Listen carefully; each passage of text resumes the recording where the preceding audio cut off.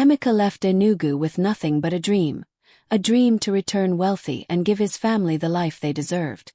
In New York City, he fought through hunger, cold nights, and endless struggle, until his hard work finally turned into power, respect, and unimaginable wealth. But success came with a bitter price. Because while Emeka was rising, something was collapsing silently back home. The calls stopped, the messages disappeared, and the brother he trusted began hiding the truth. Now, whispers from Enugu are slipping through the cracks, whispers of Chioma's suffering, whispers of Obinna's tears, whispers that don't match Chike's calm reassurances. Part 2 begins at the turning point. Emeka has everything a man could ever want, except peace. His heart is empty, his nights restless, and the silence from home is becoming unbearable. This is the part where secrets start to surface, where lies begin to crumble, and where Emeka's journey shifts from success to a painful search for the truth. Before we continue, please like this video and subscribe to this channel so you won't miss our next interesting story. Emeka had everything a man could dream of.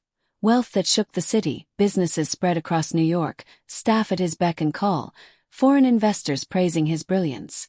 To the outside world, he was a symbol of success, a true immigrant miracle.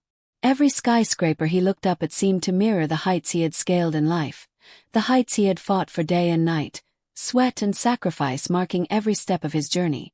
But all of that, all of the fame, money, and accolades, could not fill the emptiness in his chest. New York City glittered below him through the floor-to-ceiling windows of his penthouse. Lights sparkled like stars strewn across the concrete jungle, but for Emeka, each one only served as a reminder of what he had left behind. The laughter of Chioma, the gentle hum of her songs in the kitchen, the tiny hand of Obinna clutching his finger with innocent trust. The city was alive, yet he felt invisible within its rhythm, a man surrounded by plenty yet starved of what truly mattered. He walked through the vast rooms of his home, the echo of his own footsteps deafening. Expensive furniture gleamed under the soft glow of modern chandeliers. Velvet chairs, glass tables, gold accents, each piece a testament to the life he had built. And yet there was no laughter, no warmth, no sign of the family that gave purpose to every ounce of his effort. Only silence. Emeka sank onto the edge of his king-sized bed, exhaustion from another long day in the world of business heavy in his limbs. But it wasn't fatigue that weighed him down the most. It was the years of separation, the unending worry, and the gnawing uncertainty about Chioma and Obinna. He traced the edge of a small framed photo on his nightstand. Chioma cradling Obinna, her eyes soft and full of hope. His son's tiny fingers curled against her chest. He whispered into the quiet room, a prayer, a plea, a confession all at once. "Are you both okay? Did I make the right choice leaving? Are you safe, truly safe?" Tears slipped silently down his cheeks, catching the city lights like tiny prisms. He wiped them away quickly, ashamed that even a billionaire could feel so powerless.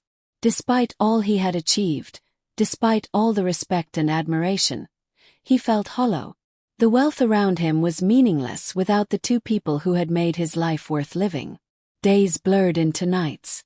Meetings, contracts, and negotiations consumed him in a whirlwind of deadlines and presentations. Investors nodded, shook his hand, lauded his vision. Each handshake, each compliment, each sign of respect reminded him of what he had built, and yet, all of it felt like dust compared to the life he had left behind in Enugu. Even when he was at the pinnacle of success, Emeka's heart raced with anxiety. The network between New York City and Enugu was unreliable, often failing him when he most needed reassurance. Calls dropped mid-conversation. Messages never reached their destination. Letters he poured his soul into often never arrived. Every failed attempt made his heart ache more than the heaviest workday or the longest flight ever could. Sometimes in the stillness of the night, Emeka would pace his penthouse, the wind from the balcony brushing against his face, as if carrying fragments of home to him. He could almost hear Chioma humming in the kitchen, almost see Obinna chasing fireflies in the backyard. The illusion would shatter with a blink, leaving him staring into the vast emptiness of his life in New York City. His prayers became longer than his sleep. Late into the night, kneeling on the cold marble floor, he would close his eyes and whisper to God, "Please keep them safe. Don't let them suffer. Please protect Chioma and Obinna. I've worked for them, sacrificed for them, but I am not there. Please watch over them." And even as he whispered, doubt gnawed at him. Could he truly believe that Chike had cared for them as he promised? Had Chioma and Obinna been safe all these years? Had they been happy? Or had they been silently suffering, carrying burdens he had sent money to ease but could never truly erase from a distance? Emeka's wealth had grown beyond imagination.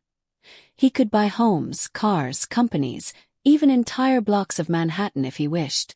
But each achievement, each new title, each luxurious possession only deepened the hollow ache inside him. Because every dollar earned, every empire built, only reminded him of the family he had left behind, the love he could not touch, and the years that had passed in anxious silence. He was a billionaire in New York City, a man who had achieved the impossible. Yet, in the stillness of his penthouse, surrounded by everything he had ever dreamed of, he felt the weight of his greatest failure, the uncertainty of the family he loved more than life itself.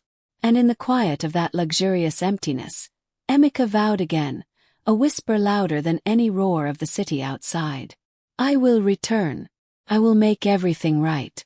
I will never let anything hurt my family again." Little did he know, the challenges awaiting him back home in Enugu would test his heart far beyond the limits of wealth, success, or determination. The real battle, against betrayal, lies, and the suffering of those he loved most, was only just beginning. The wealth around Emeka did nothing to ease the ache in his heart. New York City's lights and opportunities could not silence the growing unease gnawing at him. Every deal, every accolade, every property acquired reminded him of the family he had left behind in Enugu, and the silence that stretched far too long. Then the whispers began.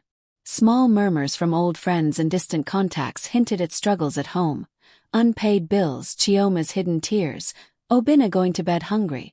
At first, he clung to Chike's reassurances. "They are fine, Emeka. Don't worry. Everything is under control." But the calm in Chike's voice no longer comforted him. It unsettled him. Doubt crept in, growing louder with each failed call, each broken message. Emeka's nights became restless. He paced his penthouse, staring at the city skyline, clutching the photo of Chioma and Obinna. The whispers had begun as murmurs, but now they roared in his mind. Had his family suffered while he toiled and sacrificed? Had the brother he trusted most betrayed not just him, but the ones he loved more than life itself? Emeka realized wealth, power, and influence could not protect him from the pain of uncertainty. With a determined, almost desperate resolve, he whispered into the darkness, "I will return to Enugu. I will uncover the truth. And I will make everything right, no matter what it takes." For years, Emeka had clung to hope, the hope that Chioma and Obinna were safe, that the sacrifices he had made in New York City were not in vain. Each skyscraper he passed, each glass tower he looked up at, reminded him of the life he had built, a life he had promised to return home with. Yet every night, in the quiet of his penthouse, doubt gnawed at him like a shadow he could not shake. Then, one evening, the faintest thread of connection appeared. The network crackled and stuttered, but through the broken signal, a voice emerged, familiar, cautious, trembling with urgency. "Emeka, I don't know how to tell you," the voice whispered, fragmented and distorted. "Chioma, she's been struggling. Obinna, they've been suffering. You need to come home." The line went dead before the words could continue. Silence filled the room like a physical weight, pressing down on Emeka's chest. Yet those few broken words were enough. Enough to ignite a fire of rage, sorrow, and determination that he had tried to keep buried under years of work and self-discipline. He sank into his chair, holding the small framed photograph of Chioma and Obinna as though it were a lifeline. Tears blurred his vision, hot and angry, a mixture of grief and fury. How could this have happened? How could the brother he had trusted with their lives have let them suffer while he was toiling in a foreign land, building a life meant to protect them? He remembered every night spent praying alone on the cold marble floor of his penthouse, begging God to keep them safe. He remembered every hour of exhaustion, every blister, every lonely meal, every tear shed in silence as he built an empire. And all that, he realized, had not shielded his family from hardship. Bills left unpaid. Nights spent hungry. Tears hidden behind brave faces. Obinna growing up without the security and comfort that should have been his. Chioma bearing the weight of silence and fear, hiding every struggle so that Emeka could focus on building their future. Emeka's fists clenched tightly. His knuckles turned white as the anger rose, sharp and consuming. Chike's calm reassurances, once a soothing balm to his anxious mind, now cut like knives. Every lie, every excuse, every false promise came rushing back in a flood of betrayal. Yet beneath the anger, beneath the heartbreak, a determination formed, steel-hard and unyielding. He could no longer wait. He could no longer rely on hearsay, on second-hand assurances, on broken networks and fractured messages. The truth could no longer be whispered through glitchy lines. He needed to see it, to feel it, to confront it with his own eyes. Emeka rose from the chair, pacing his penthouse, the lights of Manhattan glinting off the glass around him. Every footstep echoed like a drumbeat of resolve. He would return to Enugu, not as the exhausted, hopeful man who had left years ago, but as a force determined to uncover the full extent of the betrayal and to reclaim the life of his family. Packing began immediately. He didn't just gather his wealth, bank statements, properties, investments, and the tools of his empire. He packed questions that demanded answers, doubts that demanded resolution, and a fierce, unrelenting love that would not be denied. For the first time in years, the New York City skyline, so dazzling, so full of possibility, felt meaningless. He did not care about accolades, contracts, or applause. All that mattered now was Enugu. All that mattered was Chioma's face, Obinna's safety, and the truth that had been hidden for far too long. As he booked the flight home, a tight knot of fear and anticipation coiled in his stomach. What would he find? How deep did Chike's betrayal go? Would Chioma and Obinna even recognize him after the years of silence? One thought anchored him through the storm of questions. I will see this through. No distance, no lies, no wealth, no power can stop me from protecting my family. I will uncover the truth. And I will make everything right. And with that, Emeka, the billionaire with a hollow heart, set his eyes on Enugu, the place that held his past, his present, and the fight for the family he loved more than life itself. The flight from New York City to Enugu was more than just miles across the sky. It was a journey through years of pain, doubt, and relentless hope. Emeka sat in the business class seat, his hands tightly gripping the armrests, knuckles white. His mind replaying the whispers, the half-truths, the warnings he had received from home.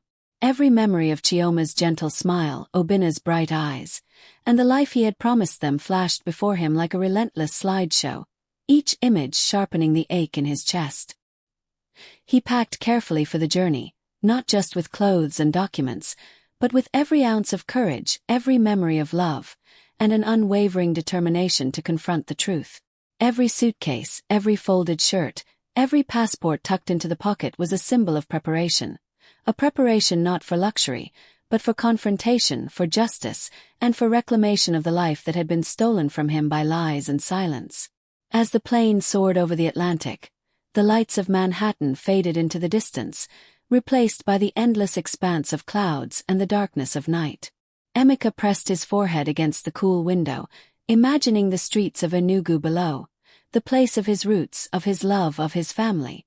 With every passing hour, the weight of absence pressed harder on his chest. He felt the years of missed birthdays, missed meals, missed embraces, and the unbearable thought of all the suffering Chioma and Obinna might have endured in his absence. Sleep eluded him. Every moment was consumed by questions that had no answers. Was Chioma safe? Had Obinna been hungry or frightened? And Chike? Had he truly protected them, or had betrayal festered quietly behind closed doors? Hours later, as the plane descended into Enugu, The familiar warmth of the city struck him like a physical wave. The sun kissed the red-tiled roofs and dusty streets, the markets buzzed with life, and children ran laughing along the lanes. Yet, for Emeka, the sights were bittersweet. The familiarity of home brought no relief, only the gnawing anticipation of the confrontation that awaited him. Driving through the streets that had once carried his childhood laughter, Emeka felt his heart tighten. Every corner, every mango tree, every well-trodden path was a reminder of the family he had left behind. And yet, the joy that should have accompanied this familiarity was nowhere to be found. His stomach churned with fear, each pulse of his heart echoing the unspoken dread that had been growing for years. As his car approached the compound, his pulse raced. The gate, once vibrant and welcoming, now looked dim, worn by time and neglect. The house behind it, which had once radiated warmth, now seemed weary, almost as if it had aged faster than he had. Emeka's footsteps echoed against the driveway as he approached, each step heavy with the weight of betrayal and unspoken suffering. He paused at the threshold, taking a deep breath, and tried to steel himself. Memories of laughter, family meals, and nights spent together with Chioma and Obinna washed over him, a stark contrast to the shadow of uncertainty that now hung over the home. The door loomed ahead, a silent sentinel to the truths he feared and the pain he was about to uncover. With each hand on the doorknob, his chest tightened. Years of absence, every lonely night in New York, every silent prayer, every whisper of betrayal, it all converged in that single moment. Emeka turned the key slowly, the lock clicking with a sound that seemed deafening in the stillness. The house was quiet, too quiet. And in that quiet, the first glimpse of the truth waited. A truth that would shatter illusions, test the limits of his heart, and force him to confront the consequences of trusting the wrong hands for the most important people in his life. The journey back home had ended. But the fight for his family, for justice, for love, was only just beginning. The gate creaked like a warning as Emeka pushed it open, each sound slicing through the still air, announcing the reckoning he had carried in his heart for years. His chest throbbed with anticipation and fury, a mix of hope and fear tangled in every step he took toward the house that had once been filled with laughter and life. As the front door came into view, Emeka froze for a moment. There she was, Chioma, thinner than he remembered, shoulders bowed under invisible burdens, eyes haunted by years of quiet suffering. The woman who had been his anchor, his reason to fight, now looked fragile, almost like a ghost of the vibrant love he remembered. Behind her, Obinna clung cautiously to her skirt. His little face was serious, wary, almost as if he had been prepared for a storm. He did not run into his father's arms immediately. He waited, watching the man who had been absent for so long approach their lives again. And then Emeka's gaze landed on Chike. He was there, leaning casually against the hallway wall, calm and unreadable, the same calm that had masked years of deceit. That calm that had allowed him to lie, cheat, and manipulate while Emeka toiled thousands of miles away. A chill ran down Emeka's spine.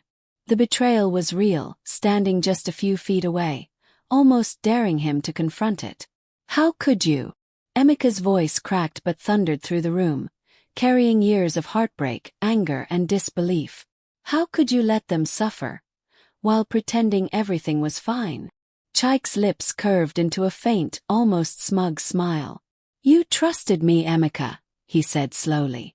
"And yet you left everything in my hands. I did what I thought was necessary." "Necessary?" Emeka's voice rose, shaking with rage. "Necessary? Do you have any idea what your lies have cost them? What your greed has done to my family?" Chioma stepped forward, her voice quivering yet steady. "Emeka, I tried to protect them. I didn't want to burden you. I suffered quietly so you could chase your dreams. I endured hunger, sleepless nights, and humiliation. All so you could succeed." Emeka's chest ached. Obinna's small body trembled against him as he knelt to embrace his son, then held Chioma close, shielding them from the weight of years of betrayal. He whispered a vow that had lived in his heart through every lonely night abroad. "I will never let this happen again. I will protect you. I will make this right. Every wrong, every tear. I will never leave you again." Tears mingled with fury, and for a moment, the house was filled with grief, relief, and trembling hope. But the battle was far from over. Emeka turned to Chike, who had maintained his calm for too long, and his eyes blazed with unstoppable determination. "You used the money I sent for their care to build your own house," Emeka said, his voice low but deadly. "Do you understand? All those years of struggle, of sacrifice, and you enriched yourself while they went without." Chike opened his mouth to speak, but Emeka raised a hand, silencing him. "I trusted you with their lives. I will not let you get away with this." The next days were a storm of justice. Emeka filed a lawsuit, reported Chike's embezzlement, and with evidence of the diverted funds, law enforcement arrested him. Parts of the money Chike had stolen were recovered and returned to the family. Slowly, the home began to regain what it had lost: security, care, and dignity. Chioma finally smiled without fear. Obinna's laughter returned, shy at first, then full of the joy Emeka had missed for so long. The house, once heavy with quiet suffering, began to feel alive again, filled with the warmth of a family reunited and justice served. Emeka looked around at his restored family, his heart swelling with love and relief. He had fought through distance, betrayal, and heartbreak, and finally he could breathe, knowing that those he cherished most were safe and cared for. In that moment, he whispered softly, a vow sealed by struggle and victory. "I will never let anything hurt you again. I will protect you, cherish you, and love you. Always." And as the sunlight streamed through the windows of the Enugu home, Emeka, Chioma, and Obinna stood together. A family reclaimed, a future restored, and a man who had finally returned to where he truly belonged. If you enjoyed this story, don't forget to like and subscribe to this channel so you won't miss our next story of our epic journey of love, betrayal, and redemption.